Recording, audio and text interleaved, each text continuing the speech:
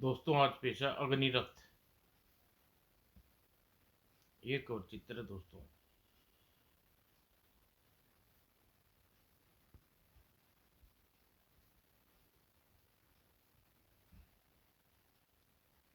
अनुरुद्ध नगर के राजा अर्जुन देव को लंबे समय की परीक्षा के पश्चात पुत्र रत्न की प्राप्ति हुई। आह, कितना सुंदर पुत्र है। इसी उपलक्ष्य में राजमहल में पूरे दिन अनुरुद्ध नगर को दुल्हन की भांति सजाया गया। राजमहल के विशाल प्रांगण में एक विशेष समारोह का आयोजन किया गया, जिसमें अन्य राजाओं के साथ अनुरुद्ध नगर के समस्त प्रजा को समान रूप से आमंत्रित किया गया।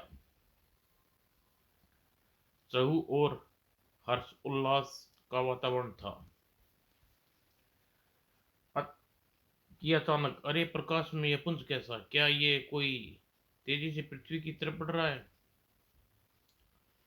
प्रकाश पुंज जैसे ही कुछ नीचे आया, कईयों के मुंह से एक साथ निकल पड़ा, ये भगवान, अग्निरथ! अग्निरथ यानी प्रलय।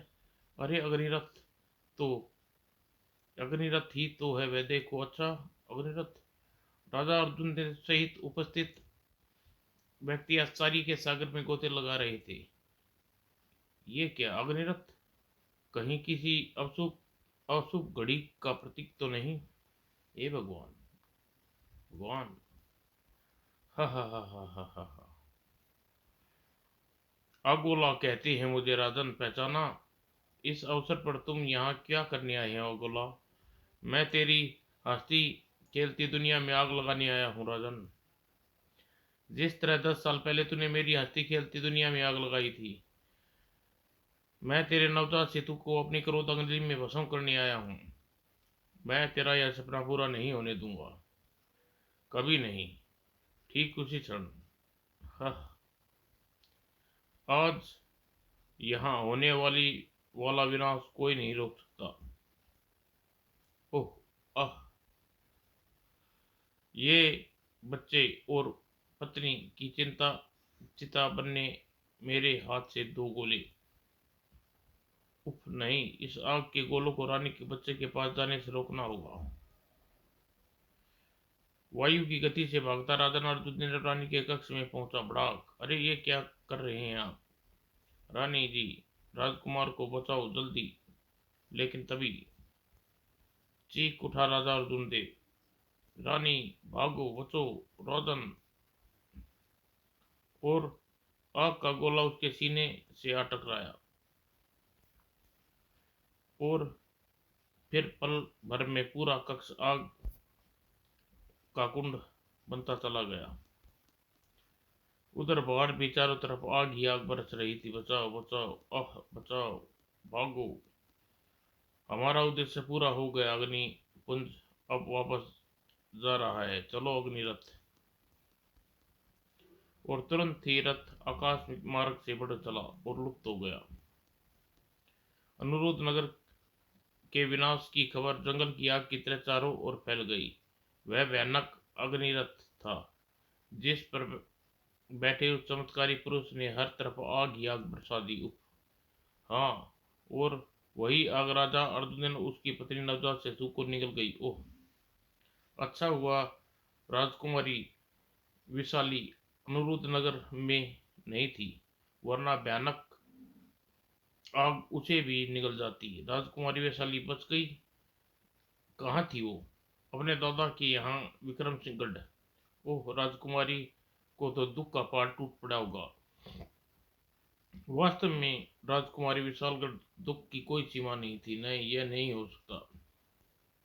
धीरज रखो, ईश्वर को शायद यही मंजूर था। सेनापति, तुरंत अनुरुद्ध नगर चलने की तैयारी करो, और जल्द ही। पिताजी, माताजी, अनुरुद्ध, आखिर ये सब किसने किया? अगोला नाम का नाम था उसका। कभी वह शमशान में रहने वाला एक साधारण सा अघोरी हुआ करता था। मासूम बच्चों का अपहरण करके उनकी बलि चढ़ा देने में उसका कार्य था। उस दिन महाराज ने उसकी खबर लगी तो वह आग बबूला हो उठे। तुम सच कह रहे हो? जी हाँ, मैंने स्वयं अपनी आंखों से देखा। वह 2 मासूम बच्चों को उठाए शमशान की ओर जा रहा था, उस बच्चों की बलि चढ़ाने का प्रबंध कर रहा था। ओह, ऐसा दुष्ट मनुष्य राक्षस हमारे राज्य में, हम उसे जीवित नहीं छोड़ेंगे। राजा ने तीर कमान लिया, चलो मेरे साथ। उधर शमशान में, हा हा हा हा, हे मृत्यु देवता, इन मासूम बच्चों की बलि स्वीकार करो। जल जल्दी कीजिए पिताजी, मुझे बड़े जोरों से भूख लगी है। अगले ही पल जैसे ही तलवार उठाई, आह महाराज, अब तेरी हैवानियत के दिन खत्म हो गए अगोला। तुम सब मनुष्य नहीं राक्षस हो, तुम्हारे जीने का कोई अधिकार नहीं। अचानक ही अगोला उसका परिवार भाग खड़ा हुआ। जल्दी अंदर चलो वरना हम मार डालेगा। आज कहीं भी भाग लो दोस्तों, तुम मेरे हाथों बचने वाले नहीं। अंदर घुसकर अगोला ने दरवाजा बंद कर लिया। ओह, मैं झोपड़ी में घुसकर मौत को और आसान बना दिया दुष्ट। और पल झपकते ही झोपड़ी धू धू करके जल उठी। अब तीनों राक्षस इस आग में जलकर भस्म हो जाएंगे। बचाओ, चलिए गुरुदेव, उन बच्चों को पेट से उतारते हैं। और इस तरह मेरे समक्ष ही महाराज अगोला अपने परिवार को नष्ट और उसके परिवार को नष्ट कर दिया। किंतु यह सोचकर हम स्वयं हैरान हैं कि अगोला उस भीषण आग से कैसे बच गया और उसके अग्निरथ जैसा ऐदान शक्ति कहाँ से आई। अचानक राजकुमारी घायल शेरनी की भांति, वह जो भी हो गुरुदेव, मैं प्रण करती हूँ मैं उसका वध नहीं कर डालूंगी, तब तक चैन से नहीं बैठूंगी। राजकुमारी, मुझे रोकने का प्रयत्न करना व्यर्थ है गुरुदेव, मैंने अटल प्रतीक्षा ली है। लेकिन पुत्री, तुम अकेली और ऊपर से स्त्री जाति, संसार में ऐसा कोई कार्य नहीं जिसे स्त्री न कर सके। मैं अपने आप को दूंगी, स्त्री होते हुए भी मैं किसी वीर पुरुष से कम नहीं। मैं प्रमाणित कर दूंगी, स्त्री जब करने पर आ जाए तो मुझे रोकिए नहीं गुरुदेव, बस आशीर्वाद दीजिए, मैं सफल होकर लौटूंगा। तुम्हारा अटल निर्णय देखकर मैं तुम्हें रोकूंगा नहीं, परंतु एक सहायता अवश्य करूंगा। कहिए गुरुदेव। तुम्हें किसी तरह अग्नि देवता को प्रसन्न करना होगा और अगोला को समाप्त करने का कोई उपाय बताएंगे। लेकिन अग्नि देवता को प्रसन्न करना बहुत दुष्कर कार्य है।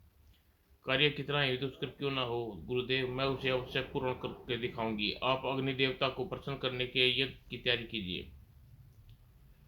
और ओम भूत स्वाहा। उप, आज 3 दिन हो गए परंतु अग्निदेव के दर्शन नहीं हुए। अभी कोई आसार नजर नहीं आ रही। उप, कहीं ऐसा तो नहीं अग्नि देवता प्रसन्न हो। नहीं, ऐसा नहीं हो सकता, अग्नि देवता को प्रसन्न होना होगा।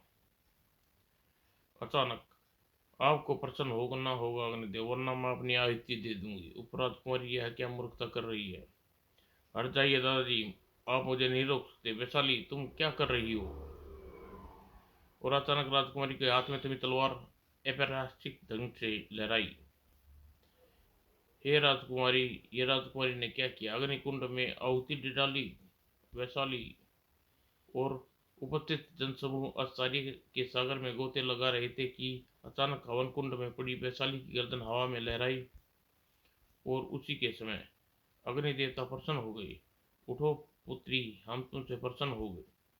राजकुमारी अग्नि में खड़े देवता को प्रणाम किया। प्रणाम अग्नि देवता।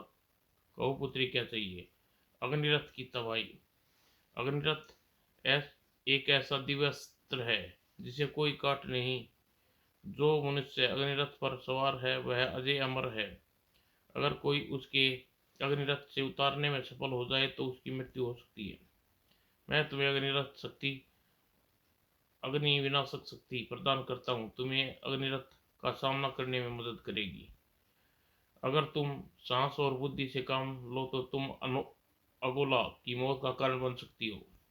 तथास्तु। धन्यवाद देवता, तुम्हें अग्नि विनाशक शक्ति प्राप्त कर ली पुत्री। लेकिन अब समस्या यह है कि तुम्हारा सावनांगरी रथ पर सवार अगोला से कैसे हो। उसका उपाय मैंने सोच लिया है गुरुदेव, बस आप देखते जाइए मैं अगोला के पास तक कैसे पहुंचती हूँ। ऊपर जाने राजकुमारी क्या करना चाहती है। अगले दिन दरबार, यह खबर जंगल की आग की तरह फैल गई। यह क्या कह रही हो। मैं ठीक कह रहा हूँ मित्र, विश्व सूत्रों से पता चला है अगरू विरुद्ध नगर का राजा अर्जुन देव दोबारा जीवित हो उठे हैं और अग्नि देवता ने उसे जीवित किया है। लेकिन यह कैसे हो सकता है? कोई मृत व्यक्ति भला जीवित कैसे हो सकता है? अगर तुम मेरे बात पर विश्वास नहीं हो तो कल स्वयं देख लेना। महाराज अर्जुन देव कल प्रजा के दर्शन देंगे। यह तो अद्भुत घटना है। विश्वास नहीं होता? विश्वास तो हमें भी नहीं होता, लेकिन भाई यह बात एकदम सत्य है। जब तक अर्जुन देव विरुद्ध नगर को तबाह नहीं कर दूंगा, मैं चैन नहीं मिलेगा।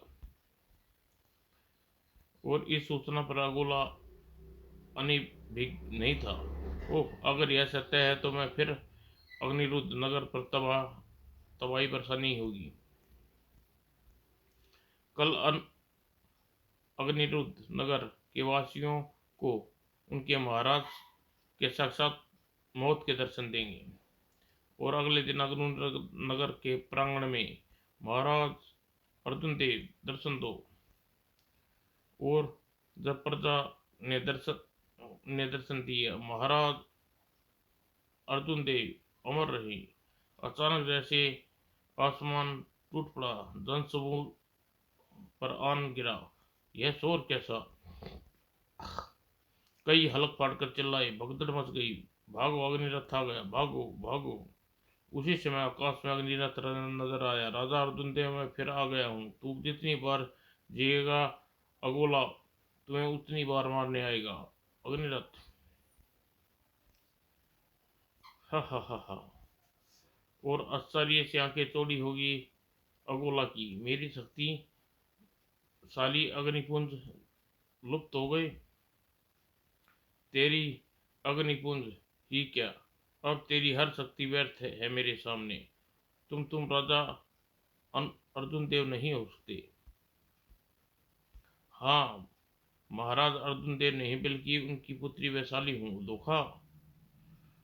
तुमने मुझे बुलाकर अपनी मौत को बुलाया। राजकुमारी अगोला ने अग्नि शक्ति का घातक वार किया, किंतु व्यर्थ। उप अग्नि सब भस्म कर डाल अपनी अग्नि से। और नरक की ज्वाला उगल दी असो ने।